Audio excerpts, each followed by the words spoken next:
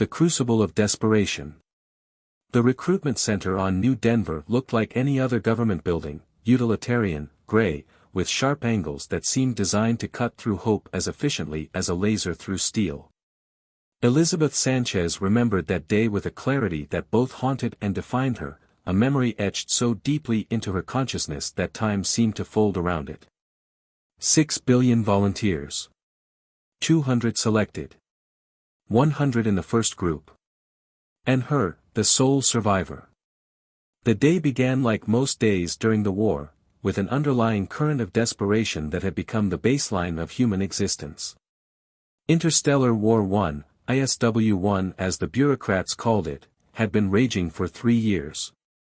The Eternal Kingdom, with its religious fervor and technologically advanced fleet, had been systematically decimating human colonies, treating them not just as conquest, but as a form of ritual cleansing. When they invaded Lufa, broadcasting their ritualistic feast of the colonists' remains, they hadn't just committed an atrocity. They'd ignited something primal in human resistance. Elizabeth was 18, technically an adult, but in reality, still finding her place in a universe suddenly turned hostile. The recruitment center's waiting area was filled with others like her, young, determined, aware that conventional methods of warfare had failed humanity. Sanchez, Elizabeth, a robotic voice called. She stood, her movements deliberate. The recruitment officers weren't looking for traditional soldiers. They were looking for something else. Something more. The interview room was sparse, white walls, a metal table, 2 chairs. The man seated opposite her wore a military uniform that seemed to absorb light, making him appear more like a shadow than a person. "You understand the nature of the Cataphract program?" he asked, his tone neither threatening nor encouraging. "We're humanity's last hope," Elizabeth responded. It wasn't a rehearsed line. It was a truth she'd internalized. The man, Colonel Marcus Reynolds, nodded. His eyes, steel gray and unblinking, seemed to be measuring her not as a person, but as a potential component in a complex machine. "This isn't heroism," he said bluntly. "This is survival. The Eternal Kingdom outnumbers us 3-1. Their technology is marginally but significantly superior. Conventional warfare has failed." Elizabeth knew the statistics. Every human child learned them now, 73% of human colonies already lost. Trillion credit fleets reduced to scattered remnants. The Federation's once proud military machine ground down to desperate resistance. "The Cataphract program is our asymmetric response," Reynolds continued. "We're developing something they won't expect. Something that can turn the tide." He didn't elaborate. He didn't need to. Everyone knew the rumors, massive humanoid war machines that defied traditional space combat logic. Machines so powerful they could potentially change the entire strategic landscape. What he didn't say, what he wouldn't say until much later, was the true cost of that development. "I'm ready," Elizabeth said simply. And with those words, she stepped into a nightmare that would reshape human Eternal Kingdom relations forever. Little did she know then that she was about to become not just a soldier, but a living weapon whose very existence would make an entire alien civilization reconsider everything they knew about human resolve. The transformation begins. The training facility was buried deep beneath the Andes Mountains, a location so remote and so thoroughly shielded that it might as well have been on another planet. Elizabeth quickly learned that secrecy was the first and most important rule of the Cataphract program. Her first week was nothing like she'd imagined. No dramatic military drills, no heroic speeches. Instead, there were endless medical examinations, psychological evaluations, and genetic screenings that probed deeper than she thought possible. Dr. Elena Rodriguez, the lead medical officer, was a study in clinical detachment. Her hands were soft but precise, her eyes calculating every response, every micro-expression. "Your genetic markers are exceptional," she told Elizabeth during one of the initial assessments. "Not just good. Exceptional."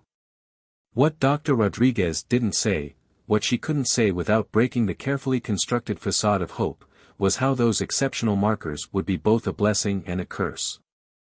The first 100 candidates were a diverse group. Brilliant minds from every corner of human-controlled space. Mei Li, a quantum physics prodigy from the Shanghai Arcology. Carlos Gonzalez, a neural interface engineer from the Buenos Aires orbital platforms. Aisha Khan, a biomechanical systems specialist from the new Karachi Research Institute. They were young. Brilliant. Desperate. The first hint of what was to come came during a seemingly routine briefing. Colonel Reynolds stood before them, his holographic projection filling the amphitheater-like training room. "What we're about to do," he said, "has never been attempted in human history. We're not just creating soldiers. We're creating something entirely new." The medical procedures began slowly, almost imperceptibly. Blood tests that seemed routine. Genetic modifications that were presented as enhancing adaptability. Neurological scans that mapped their brains with unprecedented detail. Mei Li was the first to truly understand the depth of their commitment. "They're rebuilding us," she whispered to Elizabeth during a late-night conversation in their shared quarters. "Not just training. Rebuilding." The medical wing was a marvel of sterile technology. Rooms that could transform from observation spaces to surgical theaters in milliseconds. Equipment so advanced it looked more like art than medical technology. The first real procedure came 3 months into their training. "Spinal reconfiguration," Dr. Rodriguez explained, her voice clinical. "Your nervous system needs to be able to interface with technologies that would destroy a normal human nervous system." The pain was beyond anything Elizabeth could have imagined. It wasn't just physical, it was a total assault on her entire being. Nerve endings rewriting themselves. Synaptic connections being forcibly restructured. Her body fighting against changes that went beyond mere modification. They were given rubber mouth guards. Not for comfort, but to prevent them from biting through their own tongues. Mei Li was the first to truly break. "It goes on for hours," Elizabeth would later tell Zyrael. "Hours of pure, unfiltered agony. And the doctors? They just watch. Taking notes. Measuring. Calculating. Some didn't survive the initial procedures. Their bodies simply rejected the modifications. Death came swiftly, but not mercifully. Each loss was documented, analyzed, used to refine the process for the next candidate. The survivors developed a bond that transcended normal human connection. They were becoming something else. Something more. Something terrifyingly new. Colonel Reynolds visited less frequently now. When he did, his eyes held a mixture of hope and something else. Something that looked disturbingly like fear. "We're humanity's last hope," he would repeat. But his voice grew less certain with each visit. Elizabeth began to understand the true nature of their transformation. They weren't just being trained. They were being weaponized. Converted from human beings into living weapons that would challenge everything the Eternal Kingdom believed about warfare. And Mei Li? She would become the first true marker of the horror that was to come. The first to show just how far they would go. The first to demonstrate the true cost of survival. The Cataphract program was no longer just a military project. It had become a crucible of human potential, and human suffering. The molecular crucible. The human body has limits. Or so medical science had always believed. The Cataphract program shattered every previous understanding of those limits. Dr. Smithson's research logs, which would later be declassified, described the process with a chilling clinical detachment that bordered on madness. "Cellular reconstitution is not about modification," one entry read. "It's about complete architectural reconstruction of human potential." Elizabeth discovered this reconstruction was nothing short of molecular warfare against her own biology.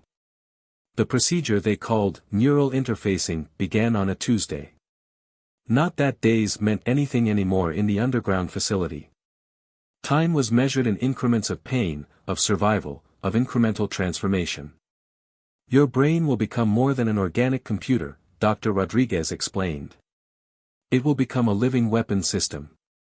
The interface involved microscopic nanite clusters being directly injected into her brainstem. No anesthesia. Complete consciousness required. The pain wasn't just physical, it was a total sensory invasion that rewrote neural pathways in real time. Meili had gone first. The sounds she made weren't human. Not screams. Something more primal.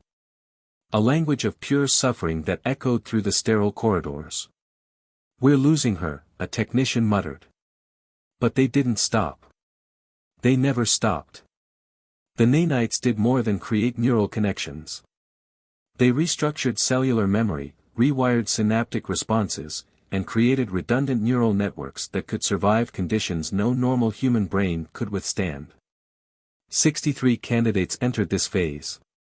23 survived the first week. Elizabeth learned to compartmentalize. Not just mentally, but at a cellular level. Pain became a data stream. Suffering, a computational problem to be solved. Colonel Reynolds visited less frequently now. When he did, his uniform seemed to hang looser. As if the weight of what they were doing was physically consuming him. "You're humanity's last hope," he would repeat. But the words sounded more like a prayer than a statement. The genetic modifications were even more invasive. They weren't just enhancing human capabilities, they were creating an entirely new biological framework. Bone density increased by 487%.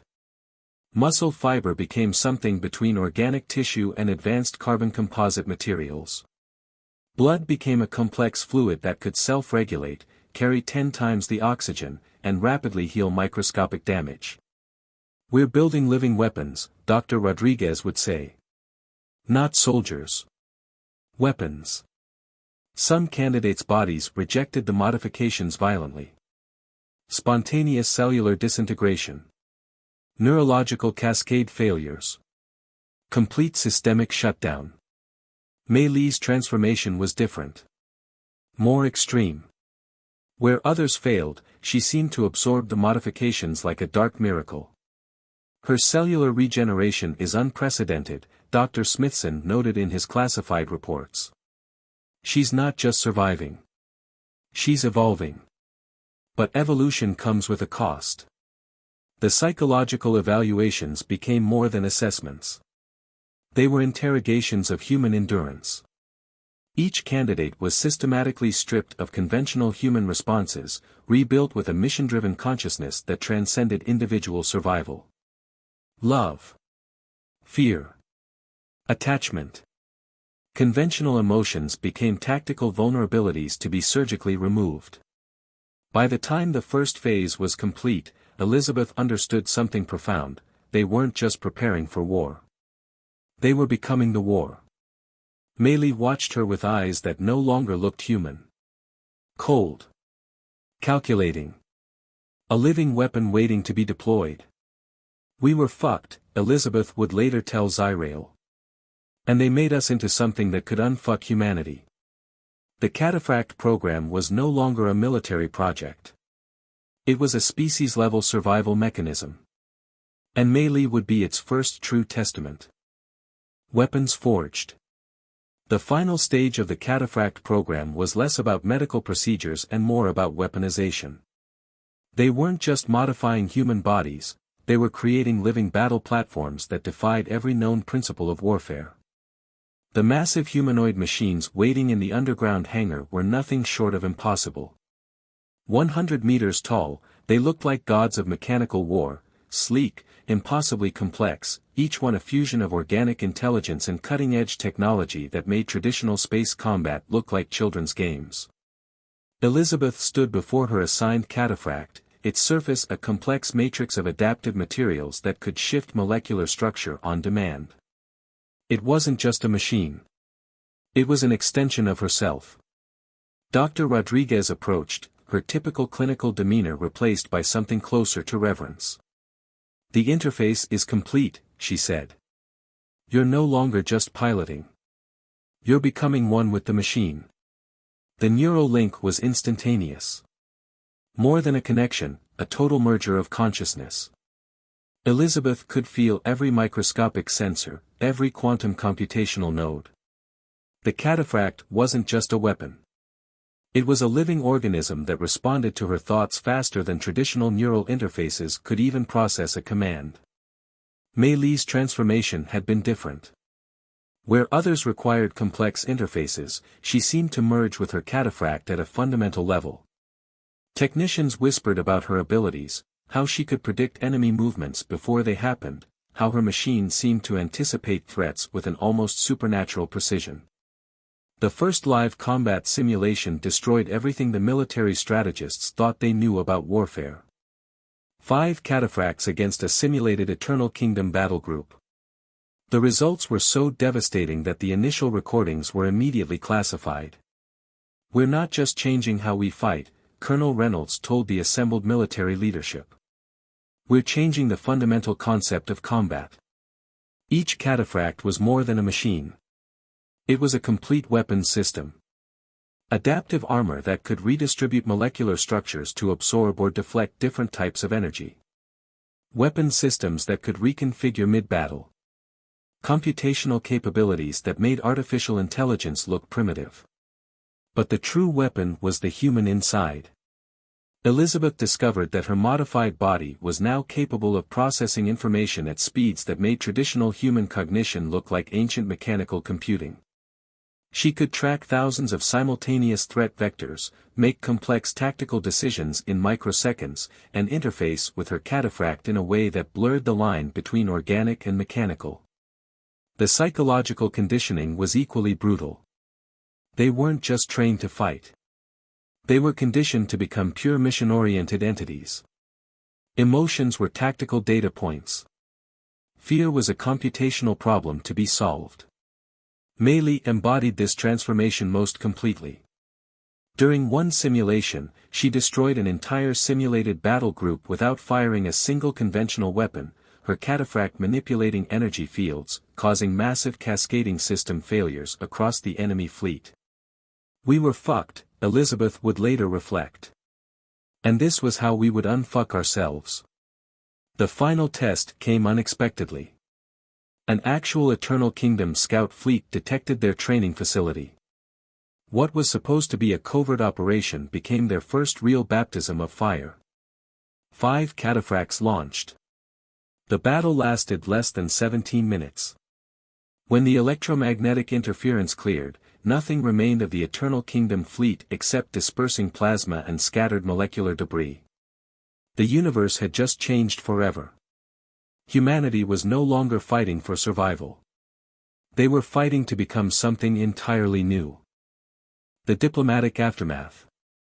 The conference room on the neutral space station felt like a pressure cooker of unspoken tensions. Zyrael, the Eternal Kingdom's ambassador, sat across from Elizabeth Sanchez, the lone survivor of the first Cataphract group, and tried to process the implications of what she had just revealed. "Let me be absolutely clear," Elizabeth said, her voice a razor-thin edge of controlled emotion. "What we did wasn't just about survival. It was about sending a message.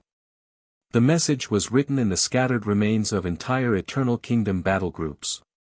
In the psychological terror that now gripped an alien civilization that had once believed itself invincible. The diplomatic records would later show that this moment, this single conversation, marked the true end of the war. Not the armistice. Not the battles. But this moment of raw, unfiltered truth. Zyrael's species had always viewed humans as somewhat primitive. Emotional. Unpredictable. The kind of species that could be conquered, controlled, assimilated. The Cataphract program destroyed that perception forever. 100 went in, Elizabeth continued, her eyes never leaving Zyrael's. And I came out. Do you understand what that means? It meant that humanity had crossed a line. Not just of technological advancement, but of existential determination. They had looked into the abyss of potential extinction and transformed themselves into something else entirely. The medical records, now declassified, told a story more terrifying than any military report. The procedures they had undergone weren't just modifications. They were a fundamental reimagining of human potential. Mei Li's story was perhaps the most haunting. Her body had become something beyond biological life, a living computational system that could interface with technology at a molecular level. She hadn't just survived the Cataphract program. She had transcended it. "We knew we were fucked," Elizabeth repeated, a phrase that had become almost ritualistic. "And this was how we would unfuck ourselves." The Eternal Kingdom had invaded human space believing they were bringing civilization to a fallen species. They had conducted ritualistic massacres, broadcast their conquests, believed their technological and cultural superiority was absolute. They had been wrong. Spectacularly, fundamentally wrong. The 5 cataphracts that had turned the tide of the war were more than weapons. They were a statement. A declaration that humanity would not go quietly.